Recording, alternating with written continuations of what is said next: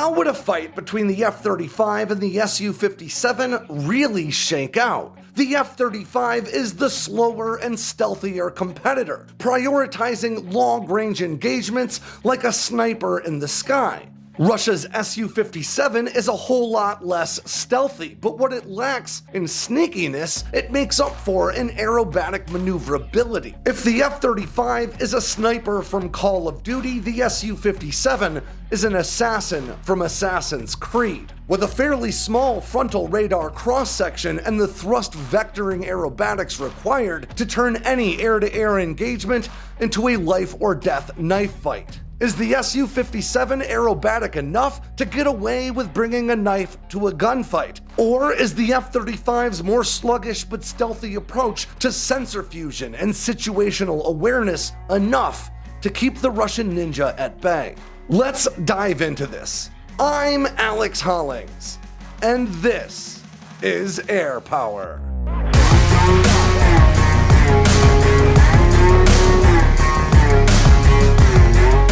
My job requires a ton of research, and that often means having to vet news coverage for bias and credibility. And lucky for me, I have a new tool for that just so happens to be today's sponsor. Ground News is an aggregator that will give you a daily feed of articles from all around the world tailored to your specific interests. But further, it gives you a peek behind the curtain at the media machine, letting you know how many outlets are covering a topic and how that coverage differs depending on an outlet's political bias. Remember that story about the F-35's low readiness rates we covered a few weeks ago? Well, right here on Ground News, you can not only find a summary of the story, but also bullet points about how the coverage differs in left and right-leaning outlets. In this case, the left focused on crashes, even though the F-35 has a better safety record than any other modern American fighter. The right focused on acquisition cost, even though the report was about sustainment. And neither side emphasized the report's actual findings. That F-35 readiness is expected to jump once its repair infrastructure is done being built in 2027. Ground News helps you to better understand the news stories of the day by de-editorializing these hot topics. I'm glad to add it to my toolbox, and now you can too for a big discount. Go to ground.news/sandboxx with 2 X's, or just follow the link in the description to get 40% off unlimited access to their Vantage plan. It not only supports us here at Sandboxx News, but it supports the small group over at Ground News, who are working to hold media accountable. And in today's day and age, that's important work. So how does the F-35 really stack up against Russia's Su-57? The truth is, it's pretty easy to talk about this comparison in broad strokes, but the more specific you try to get, the more the transparency gap becomes an issue. Now, the transparency gap is what I call the significant difference between Western and particularly American transparency regarding defense initiatives versus Russian transparency for the same. In the United States, American media absolutely love to dogpile on the F-35 because it's a very expensive program and they know it'll drive clicks. In Russia, on the other hand, it's actually illegal to do the same about the Su-57, leaving us with only Russian claims from either Sukhoi, the manufacturer, or the Kremlin themselves to go off of. And as a result, we often have to try to parse reality from fiction using the little bit of evidence that we can actually gain from photographs and things like that. But to start with a good old-fashioned tale of the tape, the Su-57 actually looks pretty good. The F-35A, which we'll use for comparison because it's the Air Force's runway queen fighter, is about 51 feet long with about a 35-foot wingspan, and it weighs in at a bit better than 29,000 pounds when completely empty. Now, the Su-57 is quite a bit bigger at 65 feet long with a 46-foot wingspan, and it tips the scales at just shy of 40,000 pounds when similarly bone dry. Now, the F-35's powered by a single Pratt & Whitney F-135 afterburning turbofan engine that produces about 43,000 pounds of thrust under afterburner.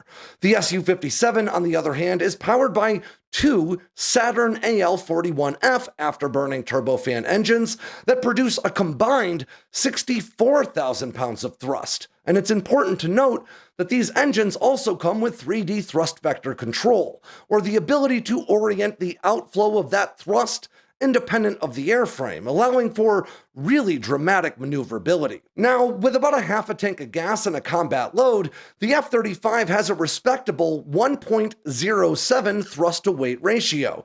In other words, 1.07 pounds of thrust for every 1 pound of weight that engine needs to move. The Su-57 has an even better 1.16 thrust-to-weight ratio when similarly equipped. The F-35 has a top speed of Mach 1.6, whereas the Su-57 has a top speed of Mach 2. Not only that, but the Su-57 can also supercruise at around Mach 1.3. In other words, fly at supersonic speeds without using its afterburner. And that's something that the F-35 simply can't do. It is, however, very important to note that those AL-41F engines in the Su-57 are fourth-generation engines designed for non-stealth aircraft. In fact, they're the same engines that power the Su-35. And that really compromises the Su-57's stealth against radar and infrared detection. Now, in September of this year, the Su-57 finally started testing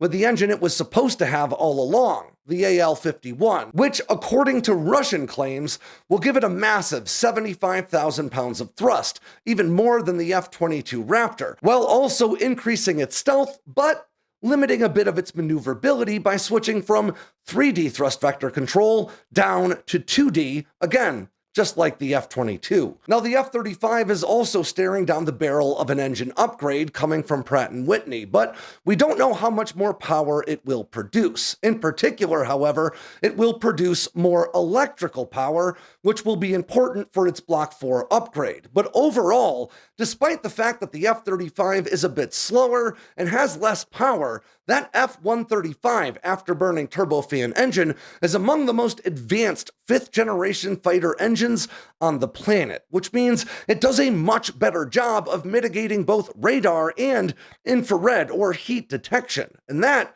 can really make all the difference in a fight. But to tell you the truth, comparing fighters using these metrics is a pretty 1980s approach. So let's talk technology. The F-35 comes equipped with a Northrop Grumman-sourced AN/APG-81 third-generation active electronically scanned array radar. Now, this radar is a derivative of the F-22 Raptor's AN/APG-77, and by all accounts, it is the most advanced in the world. Now, this is a low probability of intercept system, meaning that it rapidly skips frequencies and takes other measures to limit detectability from other aircraft in the area. It also has 1,676 transmit and receive modules, each of them acting sort of as their own radar array unto themselves. And this system is so powerful that it can even be used for electronic warfare duties. That's something no other radar on the planet can claim. The Su-57, on the other hand, comes with the NO-36 nose-mounted first-generation active electronically scanned array. It's actually the first active electronically scanned array radar Russia has ever installed in a fighter. Now, this system is quite powerful, and it's supplemented by two cheek-mounted radar arrays known as the NO-36Bs. Now, if you combine these three targeting arrays together, you actually get more transmit and receive modules than the F-35 can claim. However, the Su-57's NO-36 arrays use a slotted antenna design, which is easier to design and produce, but is also easier to jam and produces less image fidelity at range, meaning the F-35 still has the advantage when it comes to detection and targeting range using its radar array. The Su-57 comes with the 101KS infrared search and track system, which is a passive targeting capability that allows you to target even stealth fighters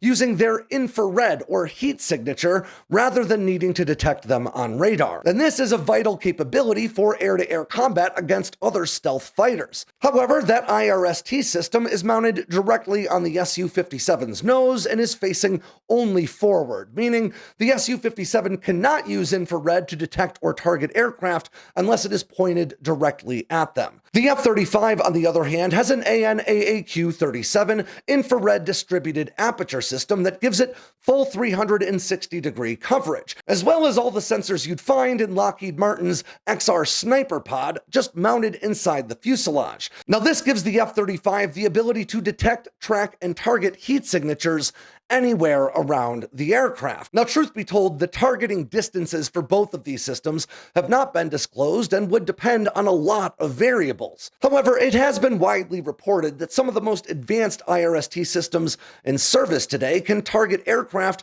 at distances of about 30 miles, so maybe we'll say they both can do it at that range. However, back in 2014, an F-35 was able to use that AN/AAQ-37 targeting system to detect and track an ICBM launch from 920 miles away, meaning the F-35 can obviously see a whole lot further than 30 miles in infrared. We just don't know how far away it can target. The Su-57 comes equipped with the L-402 electronic warfare suite, which is actually Russia's first ever integrated electronic warfare capability in a fighter. And to date, there isn't a whole lot of information out there about it, but rumor is that's because the system isn't quite mature and may not even work yet. The F-35, on the other hand, comes with the AN/ASQ-39 electronic warfare suite, which is widely considered to be among the most advanced on the planet. Not to mention the AN/ALE-70 towed decoy, which is deployed from a trapdoor on the bottom of the aircraft and is towed behind it,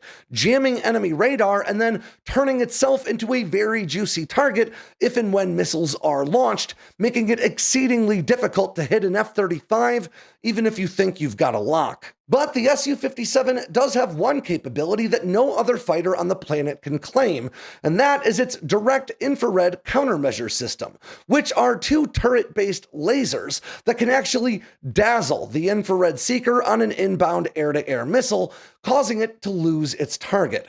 Now, we know Russia claims these systems are in service, but to date, we have not seen any evidence of their testing or use, and I can't speak to how effective they actually are. All told, the F-35 has a significant advantage when it comes to avionics, not just because the United States has a 20-year head start fielding active electronically scanned array radars, and not just because the F-35 has a distributed aperture system that allows pilots to look through the aircraft while flying at night, but also because it's been reported that Russia is continuing to struggle to fully integrate the Su-57's avionics suite, meaning while many of these systems may work individually, they may not yet be able to work in conjunction with one another.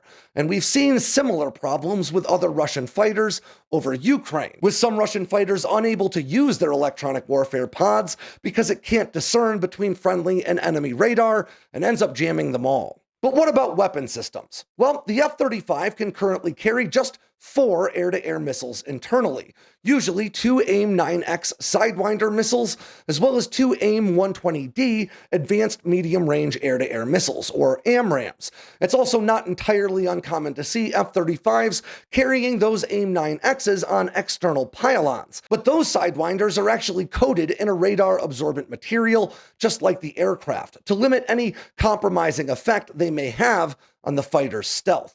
Now, the AIM-9X is widely considered to be the most advanced close-range air-to-air missile on the planet. It's capable of pulling 60G maneuvers and can be tied in directly to that electro-optical targeting system to be fired at aircraft that are even flying behind the F-35. And according to the Air Force, the AIM-120D AMRAAM has a disclosed range of greater than 100 miles, and a few years ago scored what the Air Force claims was the longest ever air-to-air kill against a target drone, though they did not disclose the distance. The Su-57 has a bit more variety in the weapon systems it can employ, including the R-77M radar-guided weapon that Russia says has a range of 120 miles, the R-74M2, which is an infrared-guided or heat-seeking missile that's a continuation of the R-73 missile lineage, and then there's the radar-guided R-37, which is the longest-ranged air-to-air missile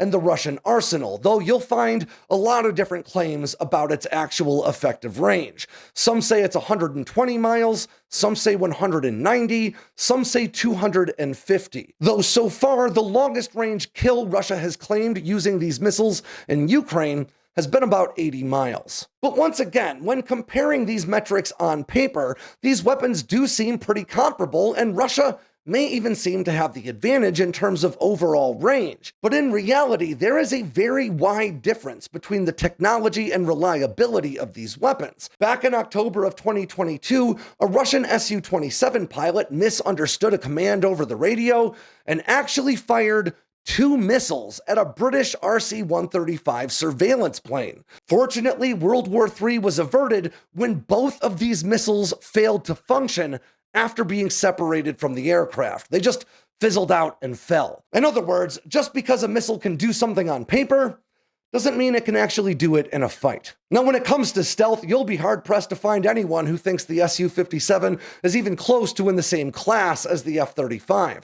The F-35's radar cross-section has broadly been reported as around 0.015 square meters, whereas Sukhoi's own patent paperwork for the Su-57 places it somewhere between 0.5 and 1 square meter. In other words, the Su-57 is literally hundreds and potentially even thousands of times larger on radar screens than the F-35 is. But by far, the Su-57's most damning statistics have to be production volume and failure rate. To date, there have been more than 965 F-35s delivered to forces around the globe, and Lockheed Martin claims they will break 1,000 F-35s produced before the end of 2023. Now, the F-35 has experienced its fair share of crashes, and to date, there have been no fewer than 10 F-35 airframes lost due to accidents, mishaps, or system failures.